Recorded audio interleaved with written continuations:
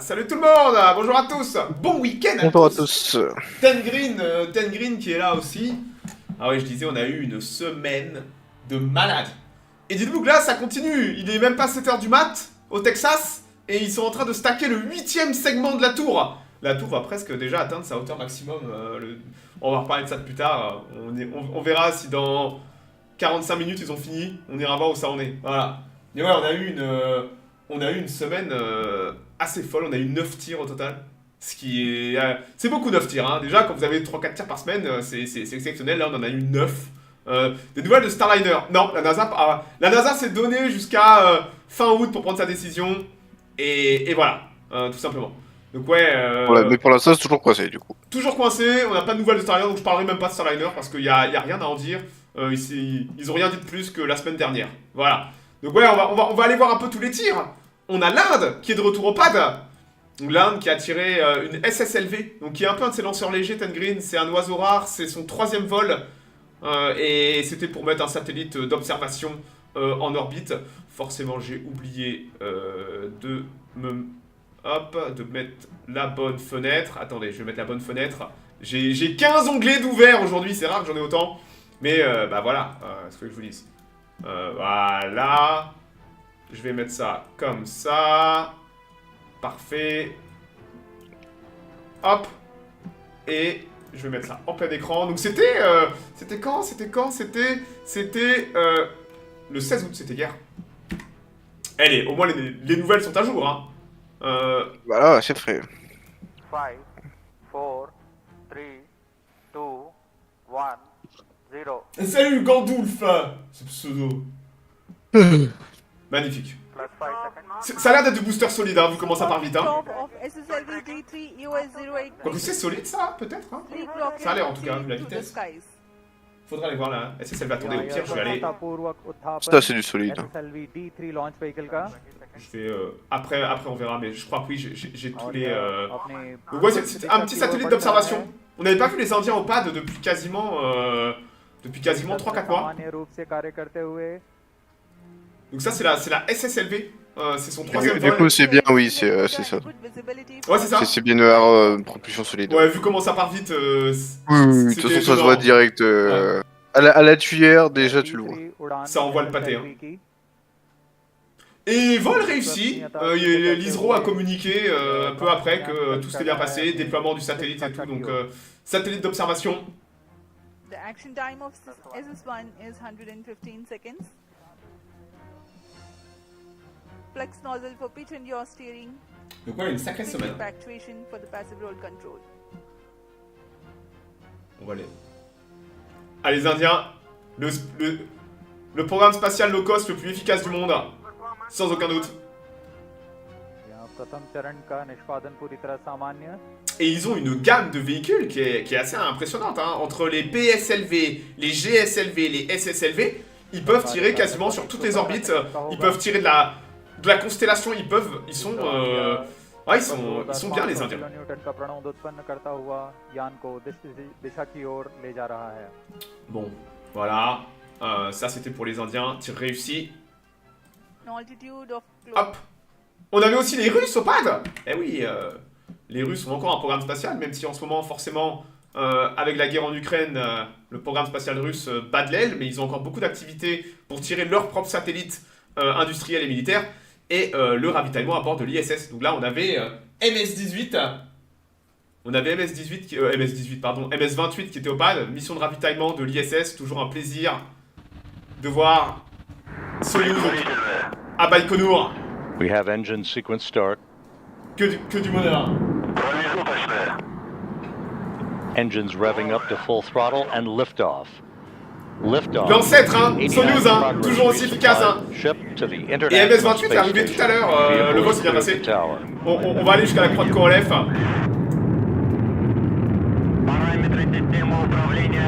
Thrust on the first stage engines. Soyuz booster arcing out to the northeast from the launch site in the Central Asian desert.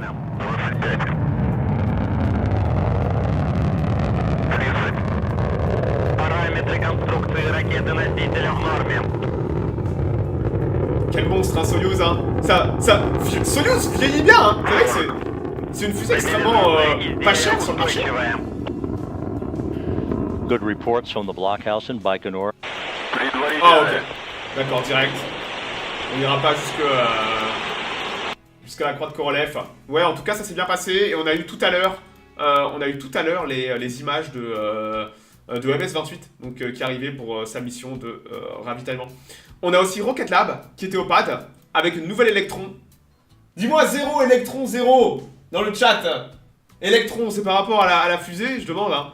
Mais on avait une nouvelle électron au pad donc pour Capella Space. Donc Capella Space c'est ils font de l'observation. Et ils ont je crois un contrat avec même pas de 3-4 tirs avec Rocket Lab pour mettre en service des satellites d'observation. Donc on avait là encore une nouvelle tranche du contrat. Donc là ils ont tiré de nuit de Nouvelle-Zélande. Donc on va au moins aller voir le tir. C'est toujours chouette de voir Rocket Lab sur le toit du monde en situation de monopole sur les micro-lanceurs aujourd'hui sur Terre.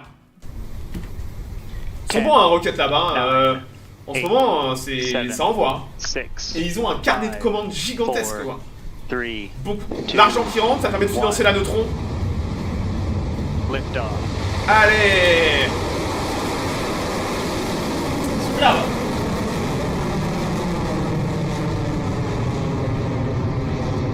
Big listed pad, safe launch pad. Beginning picture.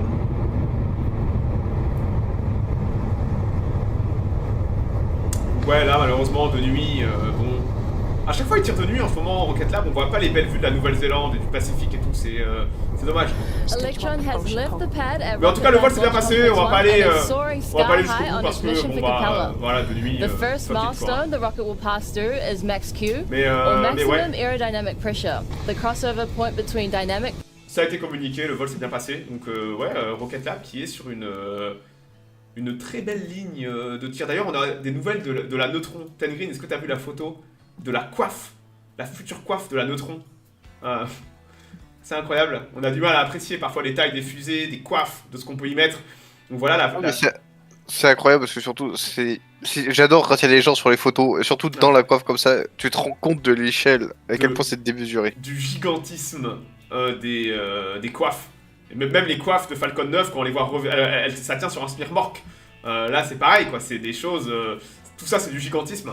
Et c'est vrai que voir la future coiffe de la Neutron nous donne un peu une idée de la taille de la fusée et de son immensité.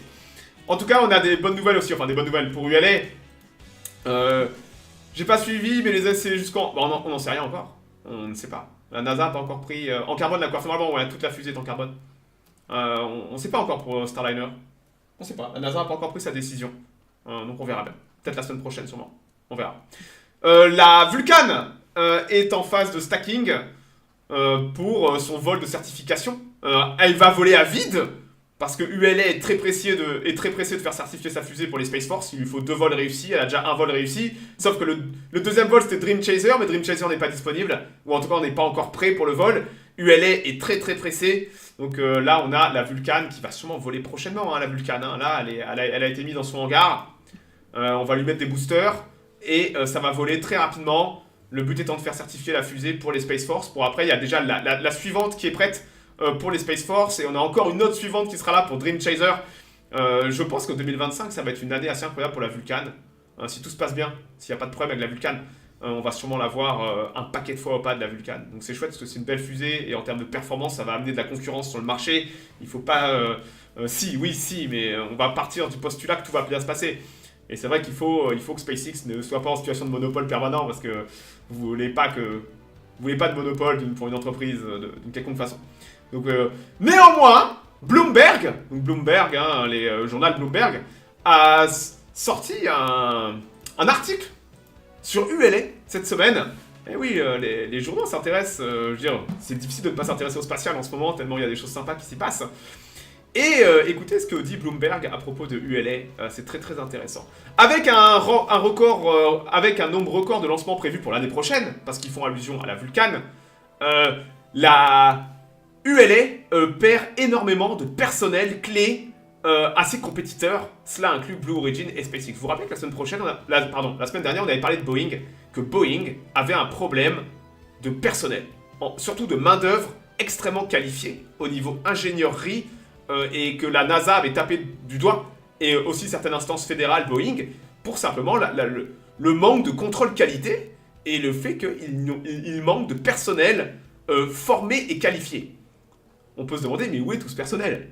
Donc voilà, là on vous le dit tout de suite, on vous le dit direct, que ULA a un problème d'attractivité et que c'est Blue Origin et SpaceX qui récupèrent le personnel qualifié. Cette année, donc en 2024, ULA a perdu, écoute ça bien Tengreen, hein, ULA a perdu 45 de ses ingénieurs dans les opérations de lancement sur un total de 105. Ils ont perdu quasiment 46-47% de leur personnel dans tout ce qui touche les opérations de lancement. C'est absolument catastrophique. C'est une 50% de perte rien que pour cette année dans toute l'ingénierie de lancement.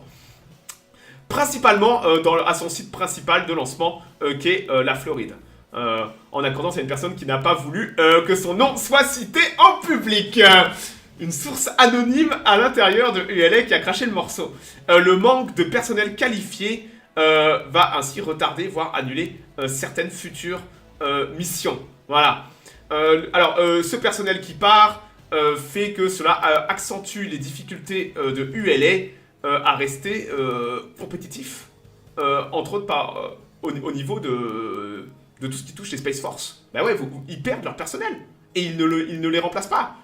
Et déjà, le gouvernement, et ça on le sait, il y avait une lettre de mise en demeure récente qui avait été donnée à ULA à cause de leur lenteur au niveau de la Vulcan. Déjà, le gouvernement est frustré du rythme de ULA et menace ULA de représailles au niveau pénalité financière si ULA n'est pas capable d'aller plus vite. Donc ça, c'était la lettre en demeure dont on avait parlé récemment. Tory Bruno, alors sachez que Tory Bruno a participé à la rédaction de cet article. Hein.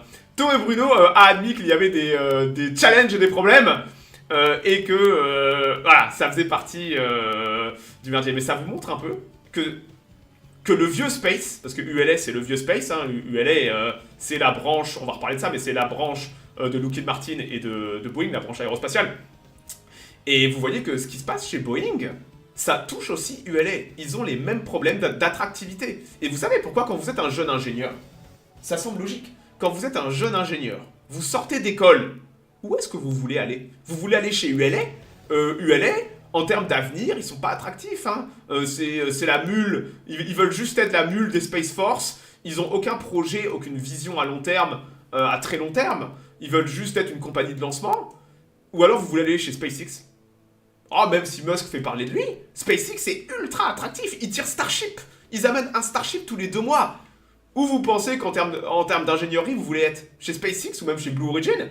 Blue Origin avance vite en ce moment. Je vais vous montrer quelques photos sympas. Ou alors chez ULA ou chez Boeing. C'est des mouroirs. Et c'est vrai que ça se ressent. Ou c'est du démarchage actif. C'est peut-être du démarchage. Mais si tu te fais démarcher, c'est que t'es pas attractif. C'est que tu payes pas assez tes ingénieurs, c'est que les ingénieurs préfèrent aller voir ailleurs, l'herbe est plus verte ailleurs. Et on a un New Space en pleine explosion en ce moment. Que ce soit, là, je vous dis SpaceX, mais Blue Origin, mais il y a aussi Relativity Space, il y a aussi Firefly, il y a du beau monde. Stock Space.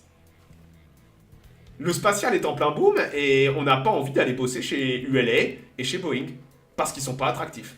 Et ça a des conséquences quand vous perdez vos cerveaux, quand vous perdez vos ouvriers qualifiés, quand vous vous les faites débaucher ou alors qu'ils partent d'eux-mêmes, eh ben ça commence à se ressentir. Et là, on a encore un exemple que même ULA fait face à cette fuite des cerveaux. À propos de la New Glenn, souvent je me plains que Blue Origin n'est pas assez transparent. Et ben cette semaine, The Everyday Astronaut, qui avait eu la chance d'aller visiter Starbase avec Elon Musk, bah là il a eu le droit d'aller visiter Blue Origin, l'usine de Blue Origin, au Cape, avec Jeff Bezos. Donc c'était la première fois. Un concours de kékette. Non mais ça fait plaisir parce que au moins c'était la première fois qu'on avait des photos de l'usine de Blue Origin à l'intérieur. Et je peux vous dire que ça bosse. C'est pas la même. Alors j'adore parce que on peut faire le comparatif avec ce qui se passe chez SpaceX à Boca et ce qui se passe en Floride chez Blue Origin. On va pas entrer dans d'accro d'école et tout ça. Mais il y a plein de choses sympas. Donc en tout cas, c'était la première fois qu'on voyait du hardware. Ce que vous voyez là, rappelez-vous que le premier étage de la New Glenn, qui doit voler cette année, même si moi je dis un Q4 2025, parce qu'on semble encore très loin d'un vol, ça c'est le premier étage, c'est les jambes d'atterrissage du premier étage qui va retourner se poser sur la barge. La barge que je vous ai montré qui a quitté Brest la semaine dernière, là elle doit être dans l'Atlantique, elle devrait sûrement arriver peut-être la semaine prochaine à Cap Canaveral.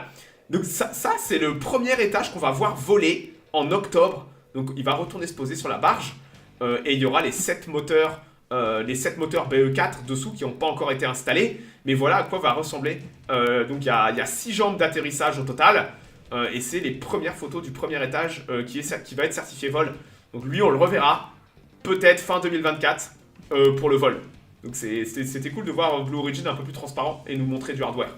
Comme je vous dis, ça fait plaisir. Ça fait vraiment plaisir. Sacrée mécanique, ouais. Pour ceux qui veulent voir la vidéo, ça fait 1h30, vous tapez The Everyday Astronaut et vous verrez un petit peu, il y a on a vu énormément de hardware, des réservoirs et tout ça, donc c'est chouette, ça avance bien chez Blue Origin et c'est bien. Comme je dis, il faut que l'industrie avance.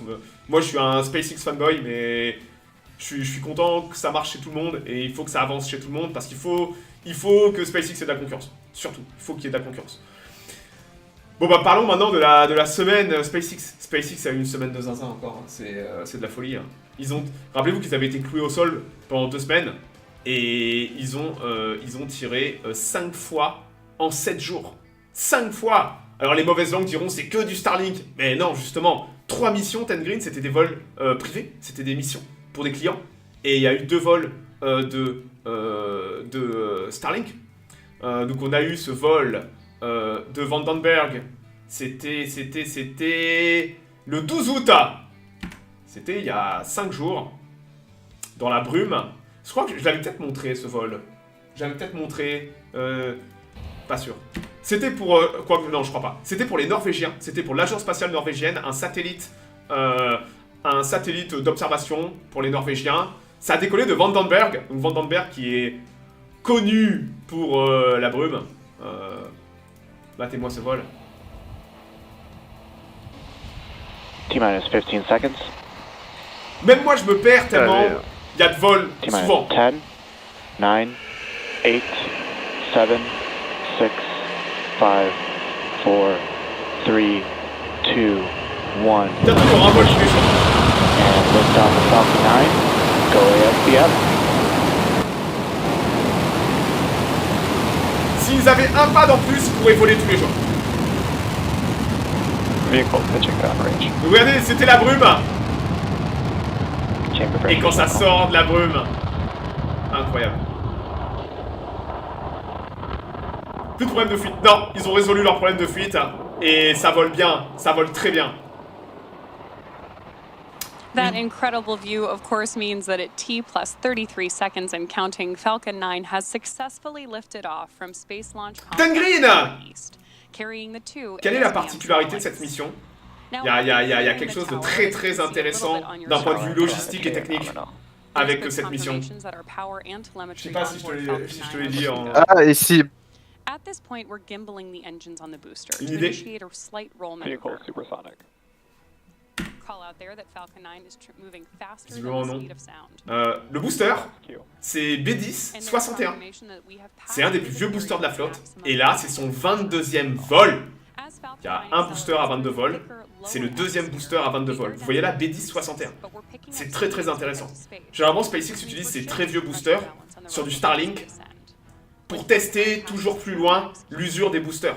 Ils veulent pas trop mettre des vols privés, parce que c'est des clients, sur un booster à 22 vols. Et là, ils l'ont fait. Ils ont mis B10 61. On a perdu le soldat Ten Green. Ouais, il va revenir. Non, non, mais je sais pas, pour moi en fait, genre, te stream, il y a pas de soucis, mais juste sur Discord, tu coupes. Ah ouais? Moi j'entends plus, oui. Oh non, non, bah, écoute, c'est Discord, ça arrive. Donc ouais, c'est B10 61, 22 vols.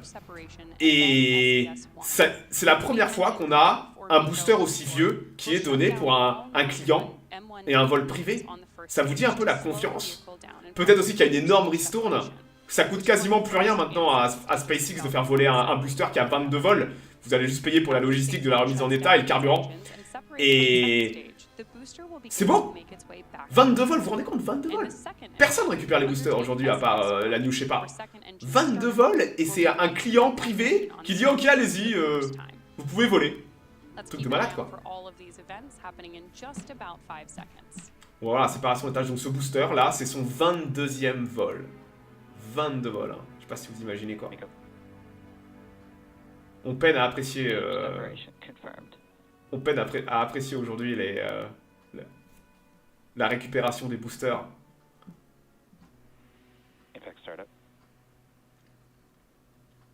Awesome views and confirmation that we have had main engine cut-off, stage separation, and of course... Ah oui, le booster il est sale, hein, mais il le nettoie pas, ils s'en foutent. Hein. Bon, et... Quand ça monte en gras, regardez, ça vole toujours. Il nettoie juste qu'il faut vraiment nettoyer si ça pose des soucis techniques, mais sinon non. On va... Donc ils l'ont récupéré. Il est allé se poser... Oula. Je suis allé trop loin. Voilà. Il est allé se poser sur le bateau drone au large de la Californie. 7 km d'altitude, 1000 km/h. Donc ouais, très très intéressant de voir un client qui accepte de voler sur un booster qui a volé 21 fois. C'est une première. Et comme je dis, l'industrie est en train de changer et d'accepter ça. Il y a encore quelques années, la NASA refusait de voler sur un booster qui avait déjà été utilisé. Aujourd'hui, on a vu des missions habitées sur des boosters qui ont déjà eu plusieurs utilisations. SpaceX est en train de rendre ça normal. Et les clients ont sûrement des ristournes. Plus un booster est vieux, plus ça coûte moins cher. Donc ouais, si vous pouvez économiser 10-15 millions de dollars, vous allez prendre l'argent, hein, sans aucun doute. Hein.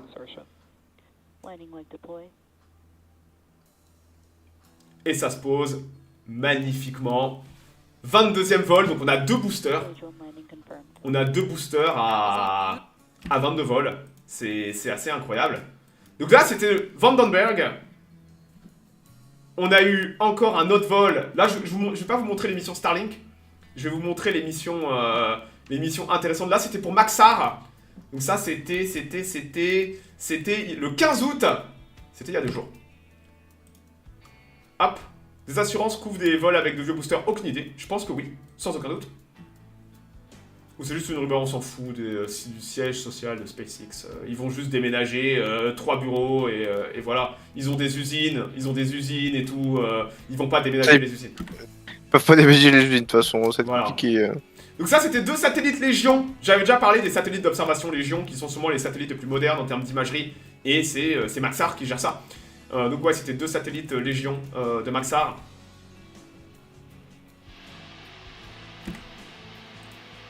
C'était il y a 2 jours. T-minus 15 seconds. Ah mais Cofault, on ne peut pas. Souvent les gens en fait ils connaissent pas, mais si tu leur montres les images, ça ne peut être que t'intéressant. Ou alors les gens sont un peu cons, ils sont pas intéressés par le spatial. Mais les images qu'on a aujourd'hui sont incroyables. Il y a une économie en plein boom, c'est une révolution. Hein. Falcon 9, go World View Region. Encore un vieux booster. Hein. Lui, on verra, je crois que c'était son 7ème vol. Et là, le booster va retourner se poser en Floride. Si je vous le montre, c'est que les prises de vue sont de plus en plus incroyables avec le retour du booster.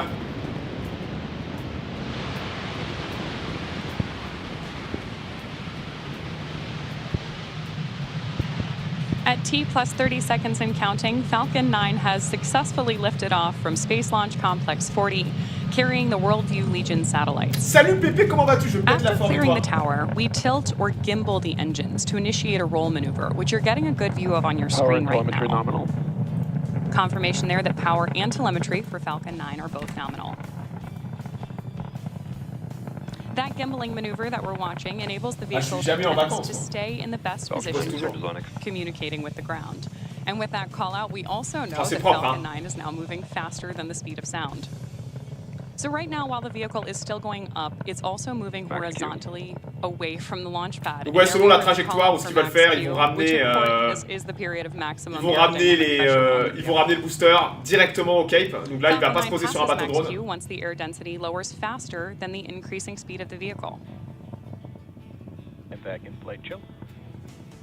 Ah, c'est beau, hein, quand il tire par grand beau temps de jour comme ça, quel régal. 17,500 miles per hour horizontally in order to avoid being pulled back down to Earth and reach orbit. So you can of course keep an eye on that stage 1 telemetry at the bottom left-hand corner of your screen Bon, madame, and watch je vous for emmerde, these là. speed changes throughout ascent. Voilà. Now we have 5 events Donc ouais, il y a coming des up clients. in Hein. session here. Il y a des clients pour tirer. Donc vous imaginez les Européens qui ont Stage 1 flip. une Ariane 6 tous les 6 mois là. Ah là là là là là là. MECO will see us shut down all 9 M1D engines on the first stage. Stage separation is when the first and second stages of Falcon separate from one another. And Là, les second caméras stage de starting tracking or sont SES1 folles. is Hein. when we Oh là get là là là, the c'est back beau. Hein. engine on the second stage for the first Le time. booster, ils vont réussir à le traquer, je crois, jusqu'à 110 km, je crois. Pas, avec des moteurs en Metalox. Non, non, non, non, non. Surtout pas de moteur en Metalox. Là, la Falcon 9, elle est épurée maintenant. La Falcon 9, c'est une bête de course qui va plus beaucoup évoluer. Parce que je pense qu'ils ont déjà atteint certaines limites techniques. There you heard Regardez everybody la séparation, great oh là views là. of those events ongoing. Again, these were MECO, Donc ouais, stage là, one, il n'y a plus de stage raison one que la flip, Falcon 9, elle change SES1 techniquement. with that Et great changer de view moteur on avec un the nouveau inside type de of the carburant screen. serait And trop compliqué au confirmation niveau first logistique et stage tout ça. boost back burn begin. Next up, we are standing by for fairing separation.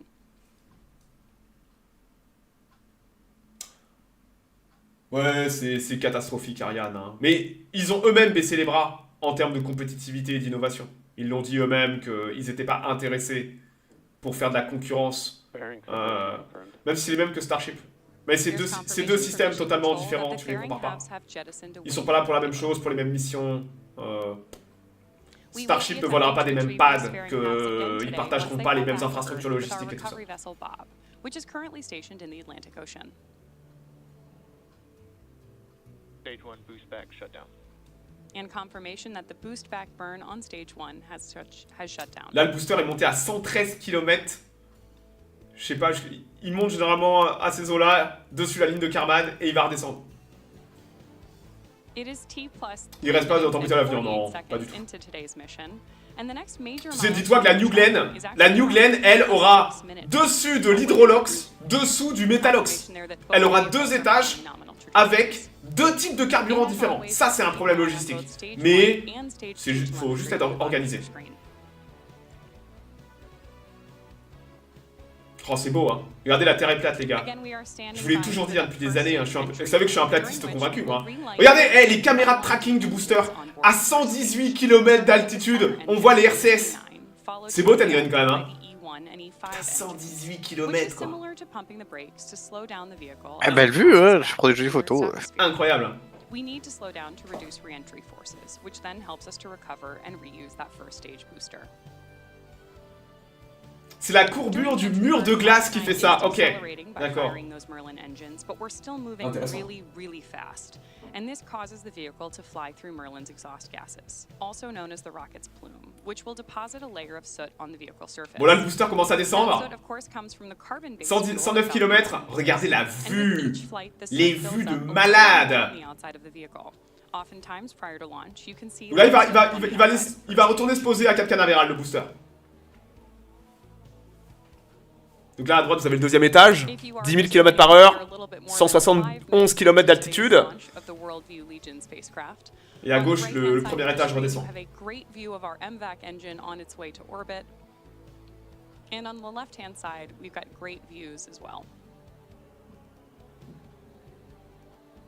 Quand il y a des gens qui sont persuadés que Ariane Espace est révolutionnaire, il y a vraiment des couillons qui pensent que Ariane Espace est à la pointe de la technologie et du développement spatial. Incroyable. Mais écoutez, il faut une porte d'entrée. Pour les satellites, je dis pas, mais en termes de lanceurs, non, ils n'innovent rien du tout en soi. Mais tout ce qui, oui, les satellites et l'exploration spatiale, enfin lointaine surtout, là oui, on peut parler, mais pour le reste. Oh, regardez la Floride en bas. J'ai discuté avec Star. Écoute, monsieur Storride, il faut bien une porte d'entrée. Peut-être que personne ne leur a expliqué. Ils ont vu une vidéo et s'ils s'intéressent au spatial, tu sais que c'est déjà bien. Tu vois? S'ils s'intéressent au spatial en découvrant Ariane, pourquoi pas? Après, ils vont découvrir SpaceX et ils vont voir ce que c'est que l'innovation. Il faut bien débuter quelque part. Et il faut pas être méprisant. Déjà, ils s'intéressent au spatial, c'est une bonne idée. C'est une bonne chose, je pense. Oh, regardez, pas le progrès, quoi. Regardez la caméra de tracking à droite du booster. 30 km d'altitude. Oh là là là là, c'est beau. Hein. Ça, c'est de l'innovation.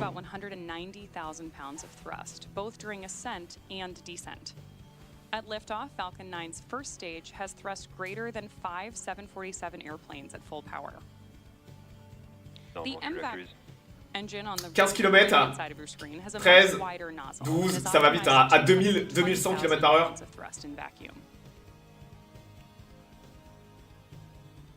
Coming up next, we are waiting for the landing burn of the first stage. Then we'll shut down our MVAC engine on the second stage. Oh là là là là, ça c'est de la folie qu'on ait ça. 4 km d'altitude, les caméras de tracking. Il rallume le Merlin central. 2 km d'altitude, 800 km/h. Pas... Ils connaissent pas SpaceX tout simplement. Oh là là là là là là là là, c'est beau. Et la caméra de tracking n'a pas bougé, c'est celle-là qui traque jusqu'à 100 km quoi. Et hop. Super. C'est le syndrome Elon, ouais mais parce que les gens sont cons. Les gens sont ignorants, faut pas chercher à les éduquer, ils sont dans leur tête, voilà. Superbe hein.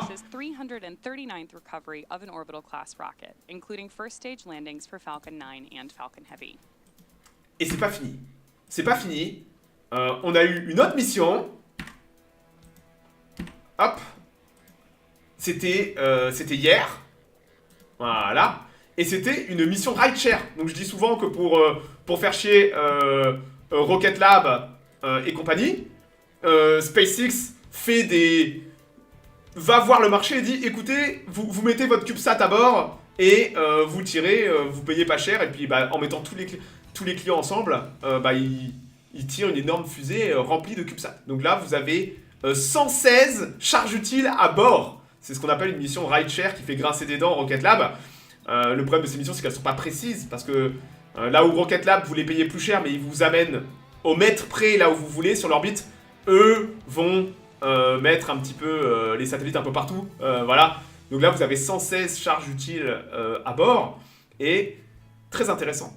On n'est que Tengreen, c'est le pad du vol, la première vidéo qu'on a vue tout à l'heure. C'était il y a 4 jours.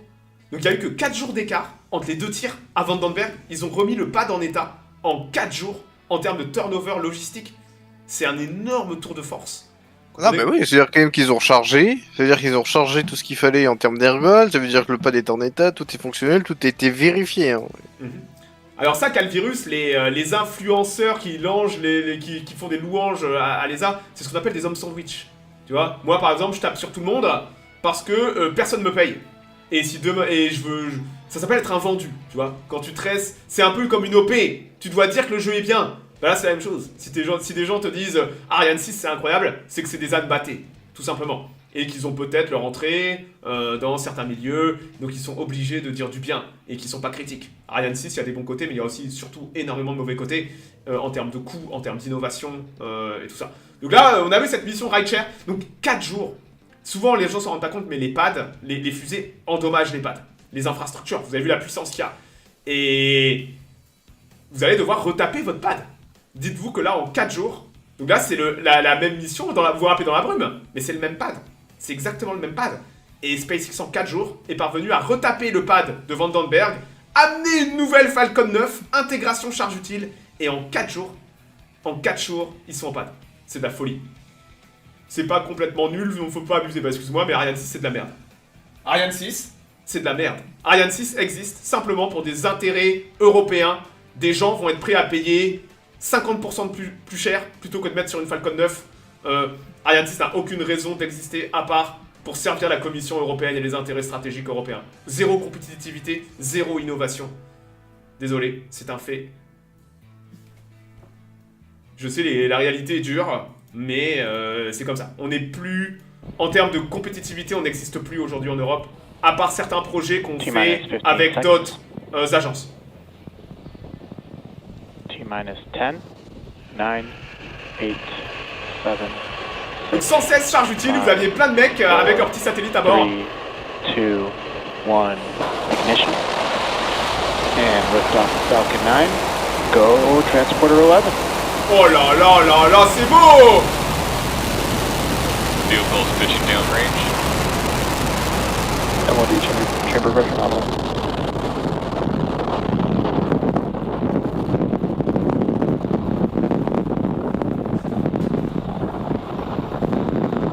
Alors Elon Musk n'est pas un ingénieur de formation. Hein. C'est un businessman, hein, Musk. Hein. Un businessman très intelligent, mais c'est un businessman.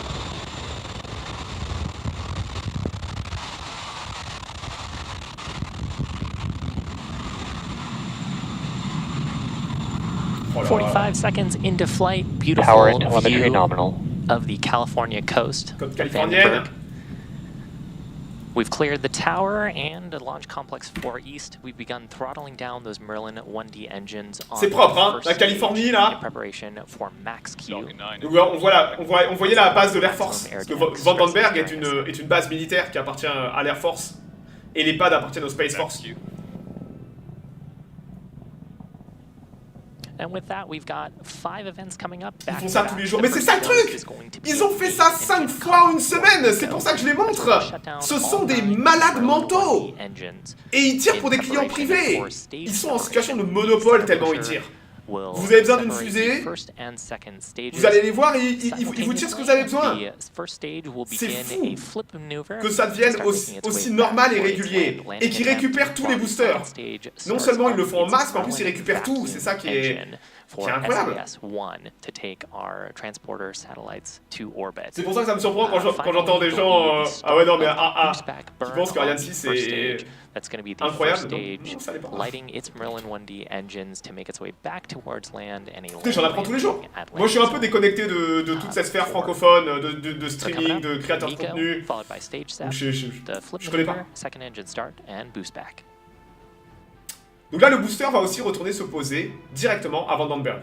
C'est des missions avec des orbites un peu particulières, ça va pas se poser sur le bateau drone. Main engine cut off. Stage separation confirmed. Allez hop, séparation d'étage, c'est reparti, on recommence. La routine. C'est mieux que Ariane 5. Je suis pas sûr. Hein. C'est ce que fait Boeing par exemple. Bah au moins Boeing ils ont une capsule habitée hein. Tu peux taper de... Tu peux te foutre de la gueule de Boeing, mais Boeing, ils ont une capsule habitée, faite maison, en orbite. Est-ce qu'elle fonctionne ça c'est un autre problème. Mais j'ai pas le souvenir d'avoir vu les Européens être capables, tous les pays mis ensemble ou les A, de développer une capsule habitée. Donc faut peut-être pas trop se foutre de la gueule de Boeing hein. Boeing pourrait peut-être expliquer aux Européens comment on fait une capsule hein. Oh là là, matez ça! Successful confirmation of fairing separation. You can also get a good view of the payloads flying on today's mission. And a great shot there, you can see a fairing half returning back towards the California coast. Mais ça, c'est des projets qui ont jamais abouti, ça. We will be recovering those fairings and refurbishing them for use on a future. Oh là là, c'est propre. Now, next les vues sont incroyables. Is boostback shutdown on the first stage. Stage 1 boostback shutdown. And with that, the first stage is making its way back towards its next major activity, which will be the entry burn starting at... Dans la merde. Et alors? Au moins, ils en ont une. You can see the ils en ont une au moins. Elle est peut-être merdique, mais ils en ont une, tu vois. Les Européens, ils aimeraient bien avoir une capsule hein, habitée. Hein. Ils aimeraient bien, mais on n'en a pas. Tu vois? Is helping orient the stage to get the heat shield pointed in the right direction for the upcoming entry burn. Donc on va éviter de se foutre de la gueule de Boeing quand on est européen, parce que... Au moins Boeing ils font des grosses fusées. Et je te rappelle que Starliner, il y a une Française qui doit être à bord l'année prochaine. Hein. Il y a une Française à bord, hein. Pourquoi on n'a pas de capsule française? Hein. Pourquoi les A pas de capsule? Sans déconner, voir des Européens qui se foutent de la gueule de Boeing, on aura tout vu. Faut pas être trop chauvin, mais bien sûr qu'il faut pas être trop chauvin. Faut éviter de troller Boeing quand on est français et européen. Voilà, Boeing est le bon dernier, mais Ariane n'est même plus invité dans la course, c'est ça. C'est ça le truc, Boeing est peut-être dernier, mais les Européens sont même pas dans la course, tu vois. Très bonne comparaison. Ah, ils font le café les Européens, c'est tout. Genre ils arrivent, ils servent le café à tout le monde. Ouais, ils servent le café. Ils font le café pour tout le monde, ouais. Il faudrait qu'on ait un lanceur, c'est vrai qu'il faudrait qu'on ait des lanceurs aussi. Hein. Catastrophique. Faut pas parler de l'Europe, ça me met en dépression de parler du spatial européen et surtout comment il est géré. Parce qu'il y a du talent en Europe. C'est ça le truc, il y a du talent et des thunes. Mais on a des politiques tellement We're just about 50 seconds from the start of the entry burn on the first stage. Now, the entry burn, des merdes comme Thierry Breton et tout ça, mais comment on laisse ces gens-là être au pouvoir, quoi. Oh, regardez les caméras de tracking à 85 km. Oh, les RCS, c'est épique de voir les RCS aussi bien. À 3300 km/h. So this helps us make the entry a little more gentle and helps us to refurbish and reuse the boosters more easily for future. Faut pas me lancer sur l'ESA et sur Ariane 6 parce que ça me déprime comment c'est géré le programme. We'll expect to do a landing burn, but that'll oh, hey, regardez la côte californienne qui arrive. Ça aurait des chances de sortir quelque chose. S'il y a le budget et qu'on éloigne les politiques, si on éloigne Macron et sa clique de connards le plus loin possible du programme, pourquoi pas. Écoutez, que des ingénieurs qui se chargent de tout, absolument tout, de A à Z, ça va très vite changer, il y a beaucoup de monde qui va dégager. Et on leur met des milliards. On prend les milliards de Nighty. Oh, hey, 33 km. Oh, la côte californienne. Oh là là, c'est beau, hein. C'est pour ça qu'on regarde, hein. C'est incroyable. Now the stage is going to be orienting itself towards its next major milestone, which is going to be the landing burn. We'll ignite just a single Merlin engine. Stage 1 FTS has saved. Now that landing burn will rapidly bring the stage's speed down to 0. Landing legs will deploy and we'll hopefully see a nice soft touchdown at landing zone 4. That's just a short distance away from the launch pad. It'll mark the 12th flight and recovery for this booster if we're successful. Magnifique. Et les caméras de tracking, 3 km, les vues sont dingues. Stage 1 landing burn. Et voilà, comme tout à l'heure. Ça, il y a quelques années, ça aurait été incroyable de voir ça. Aujourd'hui, c'est devenu une banalité. C'est superbe, mais c'est devenu banal. Regardez ça. Les caméras de tracking, et il vient se poser. Tranquille. Avec la même caméra. Allô. Tu as fait quoi personnellement pour critiquer Ariane? Mais moi je suis un expert en expertise. Je critique qui j'ai envie de critiquer. Tu vois?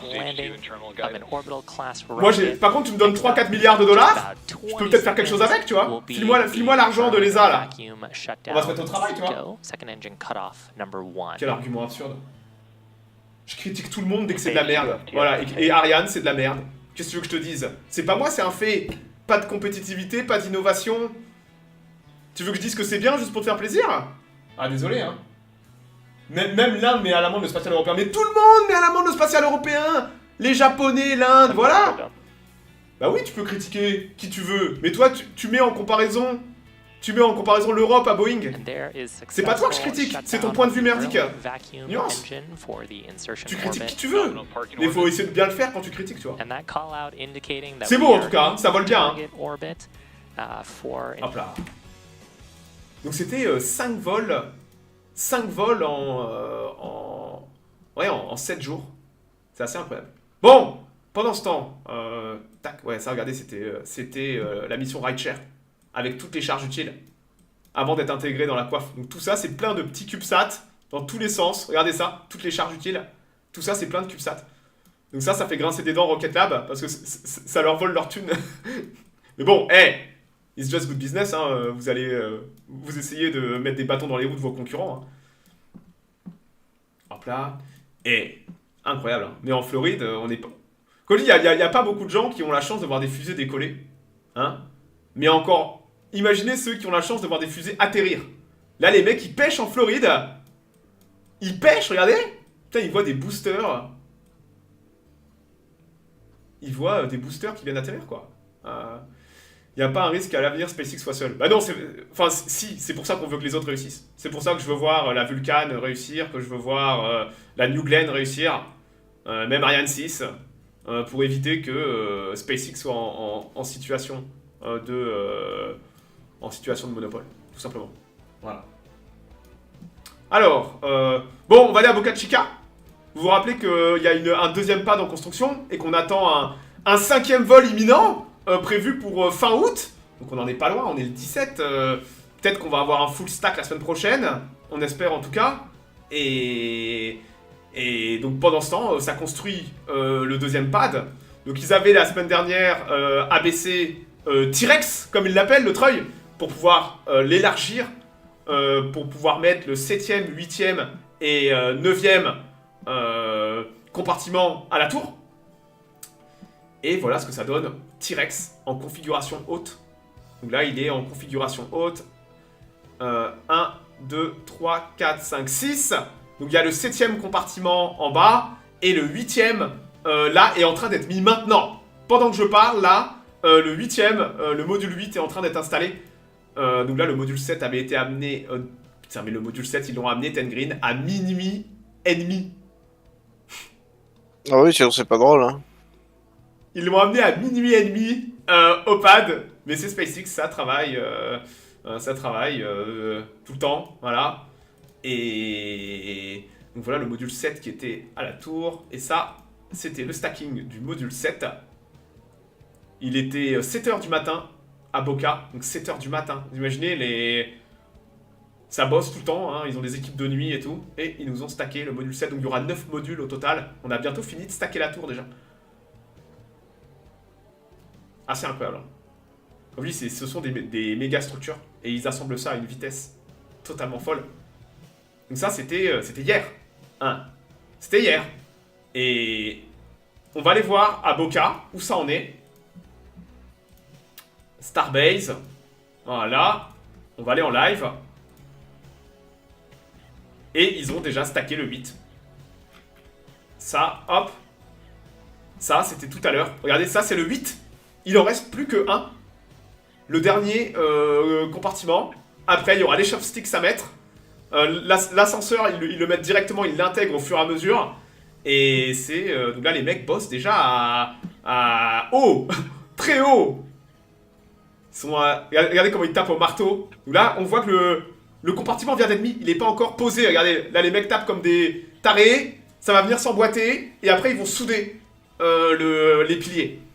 Tous les piliers comme ça. Donc ça va tellement vite en fait. C'est assez incroyable.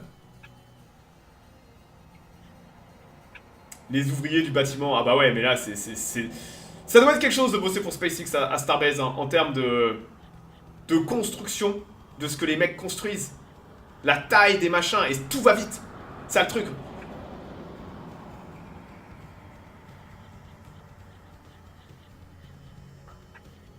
Totalement dingue. Regardez les deux tours côte à côte. Quand on aura 2 pads ensemble, ah ça va être quelque chose, hein. Imagine 2 Starships côte à côte, Ten Green, en train d'être testés et tout. Ça va arriver à un moment, hein. On aura 2 Starships au pad, hein, sans aucun doute, hein. Bah oui, il y aura pas de choix, hein. Truc de fou, hein. Donc ouais, ça va vite. Ça va très très vite. Et voilà pour moi. J'avais aussi une news que j'ai loupée, parce que c'est sorti hier. Vous vous rappelez que ULA est en vente. Donc ULA et la Vulcan. La Vulcan qui est quand même une très très belle fusée en termes de performance et tout, ULA est en vente. On ne sait rien de cette vente parce que pour des raisons logiques d'action, tout se fait derrière les rideaux. Tout est secret sur cette transaction. On sait qu'il y a des gens qui veulent acheter ULA, Blue Origin, de Jeff Bezos, Blue Origin qui fait les moteurs BE4 de la Vulcan. Blue Origin serait dans les starting blocks pour acheter ULA, mais cette semaine, il y a Bloomberg qui a sorti une petite bombe. Reuters, pardon. Ça date du 16 août, c'était hier soir. Et Boeing et Lockheed Martin, donc, qui sont les propriétaires de ULA, seraient en discussion pour vendre peut-être ULA pour Sierra Space pour un montant peut-être de 2 à 3 milliards de dollars. Donc c'est la valeur de ULA, c'est 2-3 milliards de dollars. Donc, comme je vous dis, c'est des rumeurs, mais on sait que Blue Origin est dans le starting block. Donc, Sierra Space, c'est ceux qui font Dream Chaser. Ça serait très intéressant pour Sierra Space de contrôler les lanceurs de Dream Chaser. Vous voyez le truc? Il y a aussi un intérêt comme ça. Dream Chaser pourrait peut-être passer en priorité par rapport à d'autres clients d'un coup. Parce que on est propriétaire de la compagnie. Donc il y a pas mal de monde qui sont intéressés pour racheter ULA. Et surtout maintenant que la Vulcan fonctionne, la Vulcan a réussi un tir du premier coup, les chaînes de montage sont lancées, il y a des énormes contrats, ULA, financièrement parlant, va bien. Même si elle a des problèmes, on a vu, de recrutement et pour garder son personnel, ULA financièrement va bien. Et c'est vrai que on a beaucoup de monde qui sont intéressés pour acheter ULA. Que ce soit Sierra Space, Blue Origin, on avait aussi le nom de Rocket Lab, qui était aussi peut-être dans le coin. Donc ouais, c'est... Rocket Lab, ouais. Le nom de Rocket Lab est sorti. Ça fait vraiment bizarre. Le nom de Rocket Lab est sorti, Ten Green, pour acheter ULA. Donc ouais, ULA est un petit bébé avec un nouveau lanceur extrêmement performant et fonctionnel. Sur beaucoup de gens lorgnent sur ULA. Voilà. Donc à un moment, la vente, elle va se faire. On ne sait pas quand. Comme je dis, c'est un sujet qui est très secret, pour des raisons logiques, vu les milliards qui sont en jeu. Mais moi, je trouve que ça coûte pas si cher que ça. Entre 2 et 3 milliards pour tout ULA, avec un nouveau lanceur viable et chaîne de montage lancée. C'est un truc de dingue, quoi. Voilà. Bon, j'ai fait le tour, je crois. Voilà. Ariane qui rachète ULA. Non, on n'a pas l'argent. On les sort. C'est pas possible. On les sort tous les 3 milliards. Les Américains diraient non parce que dans tous les cas, ça tire des trucs pour les Space Force. Les Space Force refusent qu'un de leurs lanceurs, stratégiques, soit vendu à des étrangers. Tout simplement. Voilà, qui tirent des charges stratégiques utiles des Space Force. Donc ce n'est simplement pas possible en termes de législation américaine. Il faut que ce soit vendu à une compagnie américaine. Rocket Lab est américain désormais, même si techniquement ils sont originaires de Nouvelle-Zélande et qu'ils ont un pad en Nouvelle-Zélande, ils sont administrativement américains pour pouvoir tirer des charges utiles des Space Force. Voilà. Bon, j'ai fait le tour. Une super semaine. On espère que la semaine prochaine on aura des news pour le 5e vol de Starship avec récupération du booster. Sûrement un des vols les plus incroyables de l'histoire de l'aérospatiale. Donc on a... L'échéance approche. Donc on attend avec impatience de voir au moins un full stack. Peut-être un WDR. On a vu que c'est un vol assez compliqué et différent. On a Polaris Dawn. Ouais, on a Polaris Dawn, j'ai oublié. On a Polaris Dawn. Et on a aussi une autre mission plus tard. Pour faire simple, Crew Dragon va voler plus de fois cette année que peut-être Starliner dans toute sa carrière. Voilà où on en est en termes de chiffres. Ce qui est terrifiant pour Boeing.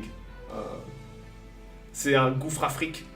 Un gouffre Afrique. Comprenez que là, tous les délais supplémentaires, ça va être de la poche de Boeing qu'il va falloir payer. Il n'y a pas d'argent qui rentre.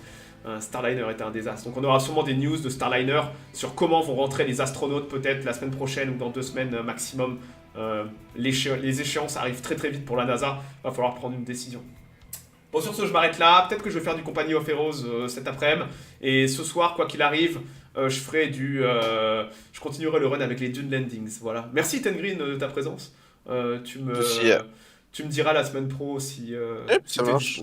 Bon, je m'arrête là. Ciao, ciao, passez un bon week-end et puis peut-être